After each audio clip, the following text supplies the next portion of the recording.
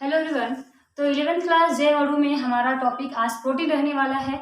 इससे पहले हम लोग अमीनो अम्ल और कार्बोहाइड्रेट के बारे में जिक्र कर चुके हैं, पढ़ चुके हैं और उन्हीं अमीनो अम्ल से प्रोटीन किस तरह से बनाए जाते हैं आज वो देखने वाले हैं। प्रोटीन क्या है? हमारा एक जैव अणु है, हमारे शरीर का एक अणु है, कोशिकाओं का एक अंग है। और ये जो है प्रोटीन हमारे शरीर में कम से कम 80% से ज़्यादा भाग प्रोटीन का जरूरत पड़ती है हमें, क्योंकि कोशिकाओं की मरम्मत करता है और टूटी फूटी कोशिकाओं का मरम्मत के साथ साथ नई कोशिकाओं का भी निर्माण कर लेता है, कोशिका झिल्ली का निर्माण कर लेता है। तो प्रोटीन बहुत मायने रखता है हमारे शरीर में, क्योंकि ये एंजाइम की तरह भी काम करता है और हार्मोन की तरह भी काम करता है। ठीक है, तो हम लोग देखने वाले हैं प्रोटीन का निर्माण कैसे होता है, उसकी संरचना देखने वाले हैं और प्रोटीन का वर्गीकरण भी देखने वाले हैं, कितने टाइप के प्रोटीन मतलब शरीर में पाए जाते हैं। ठीक है, तो शुरुआत करते हैं हम प्रोटीन से। प्रोटीन क्या है? तो प्रोटीन एक आपका जटिल बहुलक है, पॉलीपेप्टाइड है। प्रोटीन को हम क्या क्या कह सकते हैं? तो प्रोटीन को बोल सकते हैं प्रोटीन एक जैव अणु। सबसे पहले तो आपका प्रोटीन क्या है? हमारा एक जैव अणु है। ठीक है, जैव अणु भी कैसा आपका बृहद है, बृहद मतलब बहुत भारी अणु है। ठीक है, यह बोल सकते हैं बृहद अणु है। कैसा अणु है आपका? छोटा मोटा अणु नहीं है, बहुत बड़ा अणु है। और ये क्या है आपका? बहुलक है या पॉलीमर है। ये क्या बोले इसको? ये पॉलीमर है या बोले तो बहुलक है। बहुलक जिसको बोलते हैं जो बहुत एक ही चीज से बहुत बड़ा एक ही चीज मिलकर बनाता है ना, उसको बोलते हैं बहुलक। तो जो ये बहुलक किसका बहुलक है? ये अमीनो अम्ल का बहुलक होता है। ठीक है, ये किसका बहुलक है आपका? तो ये अमीनो अम्ल का बहुलक है, अमीनो अम्ल का ये बहुलक है। और इसको हम लोग पॉलीपेप्टाइड के नाम से भी जानते हैं। इसको क्या बोलते हैं हम लोग? पॉलीपेप्टाइड के नाम से भी जानते हैं। ठीक है, पॉलीपेप्टाइड को ही प्रोटीन कहते हैं, पॉलीपेप्टाइड के नाम से जानते हैं। तो ये हमारा प्रोटीन का परिचय हो गया। और शरीर में पता ही होगा ये हार्मोन के रूप में भी काम करता है और आपका अमीनो अम्ल नहीं, एंजाइम के रूप में काम करता है। ठीक है, तो प्रोटीन बना किससे है? प्रोटीन आपका अमीनो अम्ल का बहुलक है, यानी कि कहीं ना कहीं कि ये अमीनो अम्ल से बना हुआ है। ठीक है, अमीनो अम्ल के बहुलीकरण करने से बना हुआ है। क्या करने से बना हुआ है? बहुलीकरण करने से बना हुआ है। क्या बन गया? हमारा प्रोटीन बन गया। ये बहुलीकरण होता क्या है? तो बहुलीकरण देखिए, जैसे कि एक ईंट से घर बनता नहीं है, एक ही टाइप के सेम आकार के ईंटों को बहुत मात्रा में जोड़ते जाते हैं तो दीवार बनता है, फिर 4 दीवार मिलकर घर बनाते हैं। ईंट पर डिपेंड करता है कि आपका घर कितना बड़ा बनेगा। उसी प्रकार से अमीनो अम्ल को जोड़ते रहते हैं और बहुत सारे अमीनो अम्ल जोड़ जाते हैं ना, तो क्या बनता है? हमारा प्रोटीन बनता है। ठीक है, क्या बनता है? प्रोटीन। तो हम बोलेंगे ईंट के बहुलीकरण से घर बना है, मतलब ईंट को ना बहुत बार जोड़ा गया है। उसी प्रकार से अमीनो अम्ल के बहुलीकरण से क्या बना? आपका प्रोटीन बना हुआ है। ठीक है, ये आपका क्या हो गया? पॉलीमर हो गया। पॉली का मतलब होता है अपने में बहुत ज्यादा, बहुवचन ये पॉली होता है। पॉलीमर है। ये आपका मोनोमर है, छोटा सा इकाई है ना, ये छोटा इकाई को बोलते हैं मोनोमर। एकलक हिंदी में कहते हैं। क्या कहते हैं? इसका एकलक कहते हैं। और जो एकलकों से मिलकर बनता है उसको हम लोग बहुलक कहते हैं। क्या कहते हैं? उसको बहुलक कहते हैं। तो प्रोटीन हमारा क्या है? बहुलक है। किसका बहुलक है? आपका अमीनो अम्ल का बहुलक है। बहुत सारे अमीनो अम्ल प्रोटीन का निर्माण किए हैं। ठीक है, तो प्रोटीन का निर्माण कैसे करते हैं अमीनो अम्ल?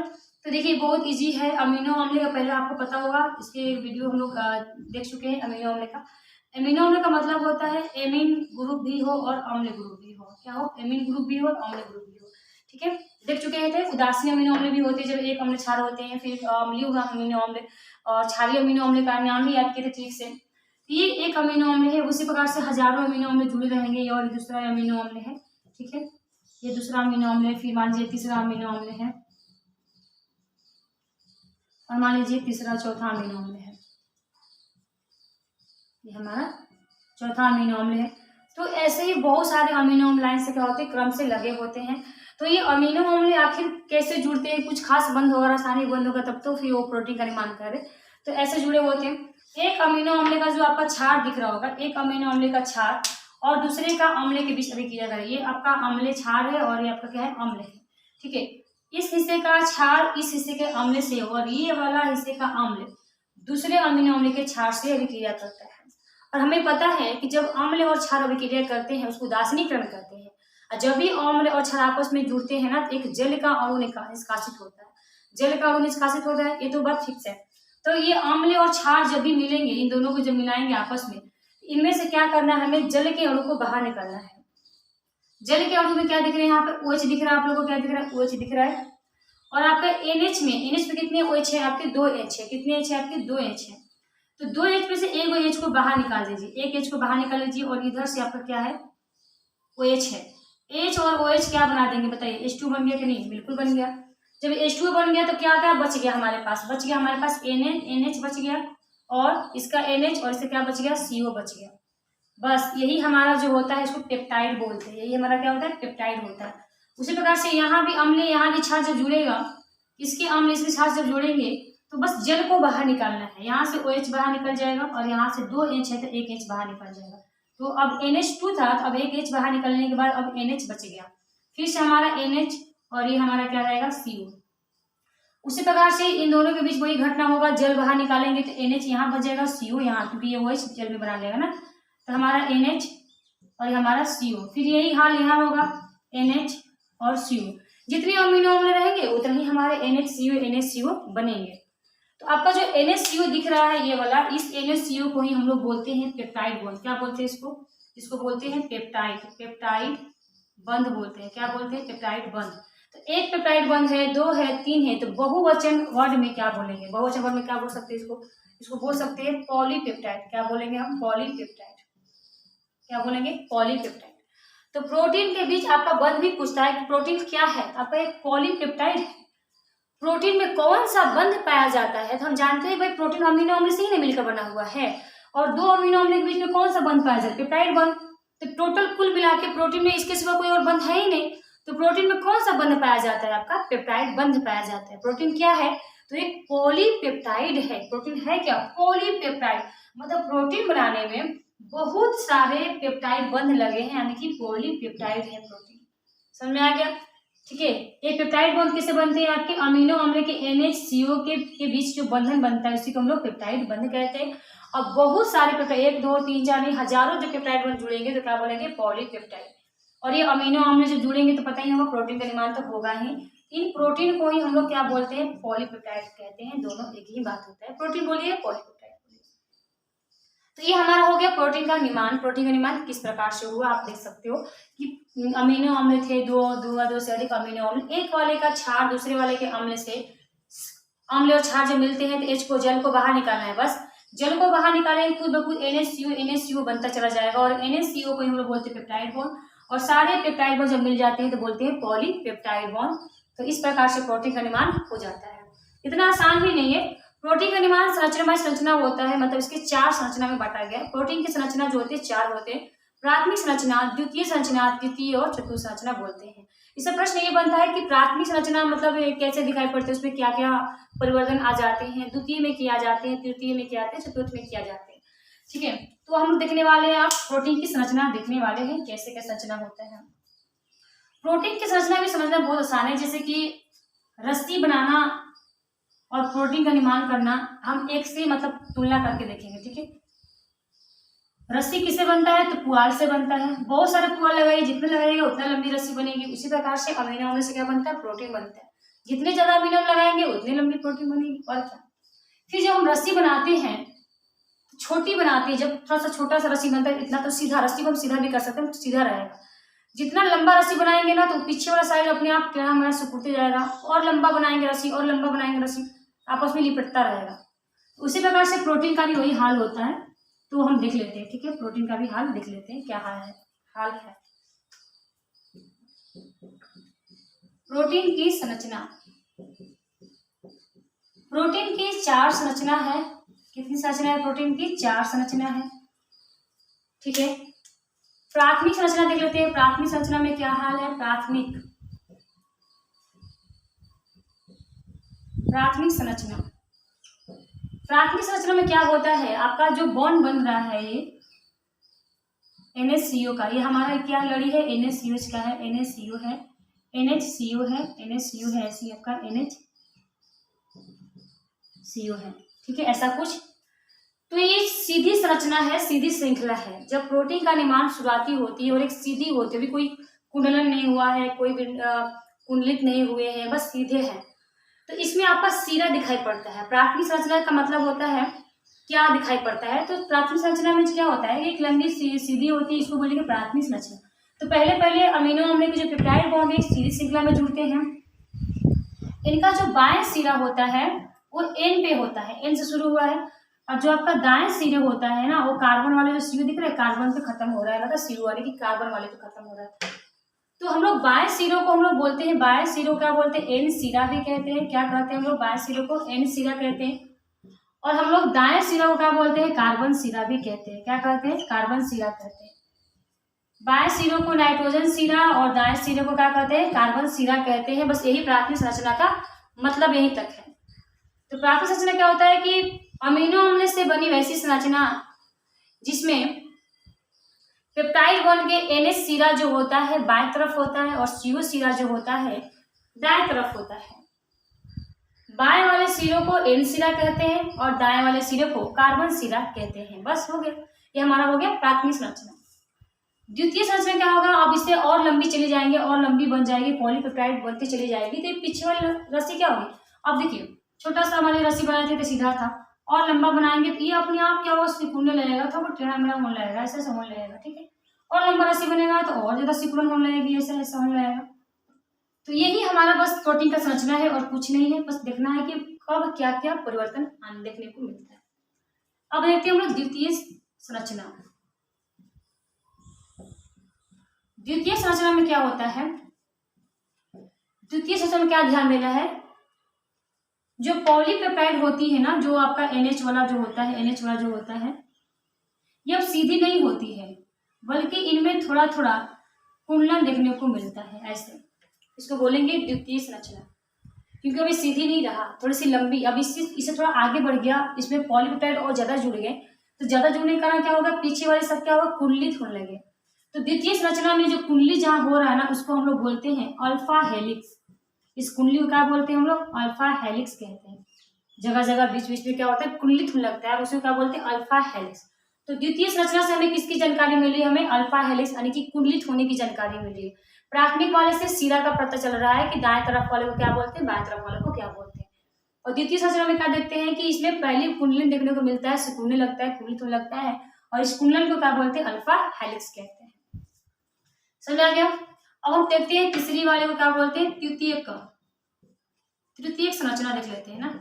तृतीयक संरचना, इसमें क्या होता है कि जो आपके दो पॉलीपेप्टाइड जो होते हैं ना, ऐसे समान टाइप के जुड़ने लगते हैं आपस में, ऐसे दिख रहा है, ऐसे ऐसे ऐसे मान लीजिए। ठीक है, तो दो पॉलीपेप्टाइड्स क्या होते हैं, एक दूसरे के समान, जैसे एक पॉलीपेप्टाइड जो है ना, इन दोनों के बीच भी कुछ बंध बनने लगता है, आकर्षण आने लगता है। ठीक है, तो जैसे कि ये वाला लड़ी और चिपक गया, जैसे कि ये लड़ी दिख रहा है, ऐसे ऐसे ऐसे, तो दो पॉलीपेप्टाइड भी आपस में ऐसे लंबे लंबे जो होते हैं ना, ऐसे ऐसे जो होते हैं, ऐसे अब बन जाएंगे, दोनों में आकर्षण हो जाएगा, ऐसे ऐसे, यहाँ पर क्या हो जाएगा, तृतीय संरचना हो जाएगा, ऐसे जुड़ने लगेगा। तो दो पॉलीपेप्टाइड के बीच में कौन कौन सा बंध आने लगता है, आपका हाइड्रोजन बंध, आयनिक बंध, मान लीजिए कौन सा बंध, आपका आयनिक बंध काम करने लगता है इसमें, आयनिक बंध, और कहीं कहीं तो आपका डाइसल्फाइड बंध। कौन कौन सा, डाइसल्फाइड बंध से दो पॉलीपेप्टाइड जुड़ने लगते हैं और दृढ़ बन जाने लगते हैं, दृढ़ बनने लगते हैं और कुंडलित होने लगते हैं, सख्त हो जाते हैं। ठीक है ना। तो तृतीय संरचना में क्या होता है आपका, तृतीय संरचना दो पॉलीपेप्टाइड के बीच में आपका कौन कौन से, हाइड्रोजन बंध, आयनिक बंध, आयन से भी जुड़ जाते हैं, आयन बंध, और आपके डाइसल्फाइड बंध, डाइसल्फाइड बंध, डाइसल्फाइड बंध। ठीक है, दो पॉलीपेप्टाइड के बीच में बनने लगते हैं, जिसके कारण क्या होती है, संरचना और दृढ़ हो जाती है। संरचना कैसी हो जाती है, ये सब बनने से दृढ़ हो जाती है। संरचना कैसी होती है, दृढ़ हो जाती है, मजबूत हो जाती है, टाइट हो जाती है, सख्त हो जाती है। तो तृतीय संरचना में ये देखने को मिलता है। बात करें हम चतुर्थ संरचना की, चतुर्थ संरचना की बात करते हैं, तो बस कुछ नहीं, आप जैसे दो पॉलीपेप्टाइड थे ना, उसमें अब क्या होते हैं, अधिक 5, 6, 7 पॉलीपेप्टाइड दूसरे पे क्या करते हैं, लिपटने लगते हैं, कुंडलित होने लगते हैं। ठीक है, तो अनेक पॉलीपेप्टाइड जो होते हैं इनमें जुड़ जाते हैं, अनेक पॉलीपेप्टाइड मिलकर दृढ़ रचना बनाते हैं। क्या बनाते हैं, दृढ़ रचना बनाते हैं, एकदम दृढ़ और हो जाते हैं, मजबूत हो जाते हैं, जिसे हम क्या बोलते हैं, चतुर्थ संरचना कहते हैं। जैसे कि धागा एक होता है आपका, या रस्सी होता है, शुरुआत में थोड़ा सा कम होता है, और रस्सी धागा ही आपका, अगर धागा जो होता है छोटी सी है तो सीधा लटकी रहेगी, सीधा रहेगी, और उसको लंबी कीजिए तो नीचे से क्या होगी, लपटाने लगेगी, सुकून लगेगी, और ज्यादा करते रहेगी, दूसरे पे चढ़ने लगेगी। तो ऐसे ही आपका सीधा सिरा है, प्राथमिक सिरा हो गया, या आपका थोड़ा बहुत कुंडली, द्वितीय हो गया, तृतीय वाले में ऐसे ही 2 पॉलीपेप्टाइड के बीच में एक बंध आकर्षण करने लगता है, हाइड्रोजन बंध, आयनिक बंध है, डाइसल्फाइड बंध, जिससे कि क्या होता है, थोड़ा सा सख्त होने लगता है, इसको तृतीयक बोलते हैं। और चौथे वाले में तो अनेक पॉलीपेप्टाइड एक दूसरे पर चढ़ने लगते हैं, एक दूसरे से जुड़ने लगते हैं, आयनिक बंध बनाने लगते हैं, इसको बोलते हैं चतुस्संरचना बोलते हैं। तो ये हो गया प्रोटीन की संरचना। अब हम देखेंगे प्रोटीन का वर्गीकरण, कितने टाइप के प्रोटीन हमारे शरीर में पाए जाते हैं और क्या क्या होते हैं। तो ये हमारा हो गया प्रोटीन की संरचना, समझ में आ गया, साफ कर देते हैं इसको। अब हम देखेंगे प्रोटीन का वर्गीकरण, प्रोटीन का वर्गीकरण की बात कर लेते हैं, ठीक है। तो 2 टाइप के प्रोटीन होते हैं, एक सरल प्रोटीन और एक क्या होते हैं, संयुक्त प्रोटीन होते हैं। सरल का मतलब होता है, साधारण भी बोलते हैं इसको। सरल का मतलब सिर्फ अमीनो अम्ल से जो बने होते हैं, और संयुक्त का मतलब होता है अमीनो अम्ल से तो बने ही, साथ में फास्फेट होगा, या हो सकता है ग्लूकोज के कण होगा, हो सकता है कोई वर्णक कोई होगा, तो उसको संयुक्त कहेंगे। संयुक्त का मतलब मिलावट है, कुछ उसमें जुड़ा हुआ है, संयुक्त प्रोटीन भी कहेंगे। तो हम देख लेते हैं अभी प्रोटीन का वर्गीकरण, प्रोटीन का वर्गीकरण, प्रोटीन का वर्गीकरण। सरल भी होते हैं और संयुक्त भी होते हैं, ठीक है। तो पहला हमारा क्या होता है, सरल प्रोटीन, जो सिर्फ किससे बने होते हैं, अमीनो अम्ल से मिलकर बने होते हैं। और दूसरा होते हैं संयुक्त प्रोटीन। तो सरल प्रोटीन जो होते हैं हमारे, वो कितने टाइप के होते हैं देख लेते हैं, ठीक है। सरल प्रोटीन, सरल प्रोटीन में जैसे एक होता है आपका अल्बुमिन, अल्बुमिन प्रोटीन एक सरल प्रोटीन है। ग्लोबुलिन भी आपका एक सरल प्रोटीन में ही आता है। हिस्टोन भी आपका सरल प्रोटीन है। प्रोटानिन भी आपका सरल प्रोटीन है, प्रोटानिन क्या आपका सरल प्रोटीन है। और आपका स्क्लेरो प्रोटीन भी आपका क्या है, सरल प्रोटीन है। तो सरल प्रोटीन का मतलब जो सिर्फ अमीनो अम्ल से मिलकर बना है उसी को कहते हैं सरल प्रोटीन। सरल प्रोटीन अल्बुमिन जो होता है कहाँ पाया जाता है, अल्बुमिन आपका पाया जाता है दूध, बोले तो दूध में भी अल्बुमिन पाया जाता है। अंडे के उजले भाग में पाया जाता है, कहाँ, अंडे के उजले भाग में पाया जाता है, उजले भाग में पाया जाता है। अंडे का जो उजला भाग होता है ना, उसमें कौन सा प्रोटीन होता है, अल्बुमिन प्रोटीन होता है। अल्बुमिन प्रोटीन क्या है, सरल प्रोटीन है, मतलब सिर्फ अमीनो अम्ल से मिलकर बना होता है। और आपका रेंडी के बीज में पाया जाता है, किसके बीज में, रेंडी के बीज में पाया जाता है, रेंडी के बीज में पाया जाता है। ग्लोबुलिन प्रोटीन कहाँ पाता है, ये हमारे शरीर जंतु कोशिका हो या पादप कोशिका हो, घुलनशील अवस्था में पाया जाता है। कहाँ पाया जाता है आपका, जंतु कोशिका और पादप कोशिका में पाया जाता है, ठीक है। ये ऑलरेडी पाया जाता है आपका जंतु कोशिका एंड पादप कोशिका में घुलनशील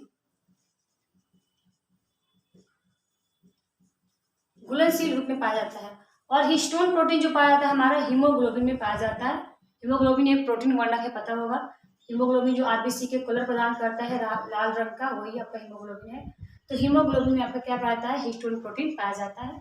और आपका हिस्टोन प्रोटीन बोले तो एक सरल प्रोटीन है। हीमोग्लोबिन क्या है, प्रोटीन है, ये भी आपका पॉलीपेप्टाइड से मिलकर बना होगा।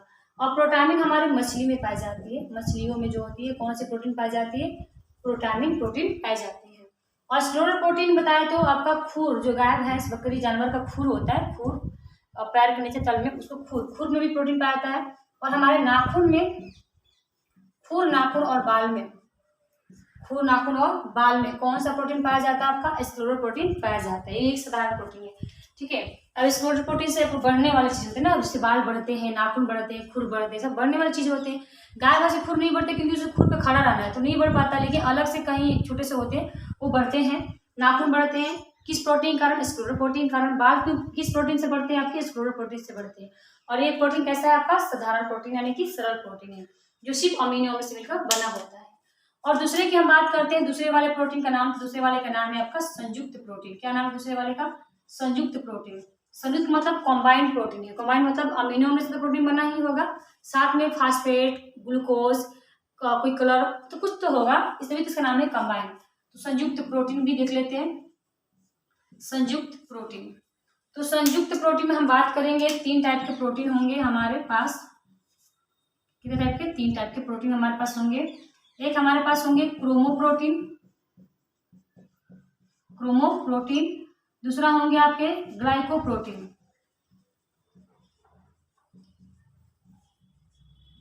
और आपके एक होंगे फास्फोप्रोटीन। फास्फोप्रोटीन। क्रोमोप्रोटीन का मतलब, क्रोमो का मतलब वर्णक से संबंधित है। क्रोमो यानी क्लोरोसिस होता है, क्लोरोप्लास्ट, क्रोमोप्लास्ट होता है ना, वर्णक से संबंधित है ये। क्रोमो का मतलब रंगीन वर्णक। तो ये रंगीन वाला जो प्रोटीन है हमारा, ये कैसा प्रोटीन है आपका? रंगीन प्रोटीन है। कैसा प्रोटीन है आपका? रंगीन प्रोटीन। तो रंगीन जब प्रोटीन है तो कहीं ना कहीं कलर देने वाला शरीर में होगा। तो ये हीमोग्लोबिन में पाया जाता है, ठीक है। हीमोग्लोबिन में भी पाया जाता है, आपको प्रोस्टोन भी और आपका ये भी। हीमोग्लोबिन को रंग जो प्रदान करता है कौन सा प्रोटीन ये होता है? क्रोमोप्रोटीन होता है, एक तरह से संयुक्त प्रोटीन है। और आपका रेटिना में पाया जाता है। रेटिना में दो टाइप की कोशिका होती है, शंकु और शलाका। तो वहां पे रेटिना में पाए जाते हैं, क्योंकि वही जो ऐसे कोशिका होते हैं जो कलर को पहचानते हैं कलर टाइप को। ग्लाइकोप्रोटीन का अर्थ है आपके ग्लूकोज वाला प्रोटीन। ग्लाइको का मतलब होता है ग्लूकोज प्लस प्रोटीन, शर्करा प्लस प्रोटीन। शर्करा ग्लूकोज बोले तो शर्करा। तो ये कैसा प्रोटीन होता है? शर्करा युक्त प्रोटीन। कैसा होता है आपका प्रोटीन? शर्करा युक्त प्रोटीन। शर्करा युक्त प्रोटीन है। ग्लाइको का मतलब ग्लूकोज यानी शर्करा है, प्रोटीन शर्करा युक्त प्रोटीन को बोलते हैं ग्लाइको प्रोटीन, है ना। मिलावट हो गया, शर्करा मिलावट हो गया, इसी से संयुक्त में नाम दिया गया। और इसका उदाहरण आपका क्या है? उदाहरण आपका है ल्यूसीन। क्या नाम है आपका?